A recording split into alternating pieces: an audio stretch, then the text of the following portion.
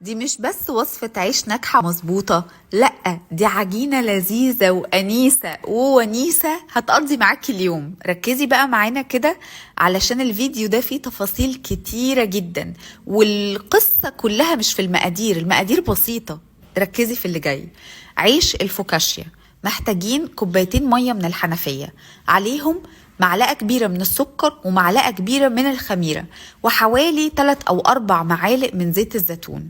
وهتنزلي ب3 كوبايات وربع أو 3 كوبايات ونص على حسب نوع الدقيق يعني.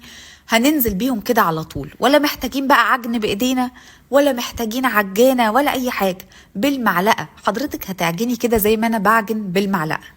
نلم العجينة بالمعلقة زي ما انت شايفة كده، وهتكون قوامها أشبه بقوام عجينة الزلابية شوية. شايفة تقيلة كده وبتمط. بنحط الملح دلوقتي، رشة ملح كده، ونقلب بالمعلقة ونسيبها تخمر زي ما هي كده، وهي ملزقة وملدنة زي ما هي بالظبط لمدة نص ساعة. بعد نص ساعة بروح اقلبها من ال4 جوانب كده زي ما انت شايفة. بصي لما خمرت بقت بتمط اكتر ازاي. المفروض ان انا اكرر العملية دي كل قد ايه؟ كل نص ساعة افتح عليها واقلبها. هتقعد تخمر وتطلع بابلز، ولذيذة جدا جدا في عمايلها، ولكن بتاخد وقت في التخمير. شايفة انا كل شوية بفتح عليها اعمل كده لمدة 3 أو 4 أو 5 ساعات. في ناس كمان بتبيتها في التلاجة وتاني يوم تطلعها، بس انا مش هقولك بيتيها، انا هقولك ان انتي تعملي الكلام ده بس 6 مرات مثلا، كل نص ساعة تفتحي عليها وتقلبيها. بعد كده عندي صينية من صواني نيو كلاين استخدمتها في الخبز، رائعة الحقيقة، وحطيت فيها رشة زيت زيتون ونزلت العجينة فيها دلق كده زي ما انتي شايفة.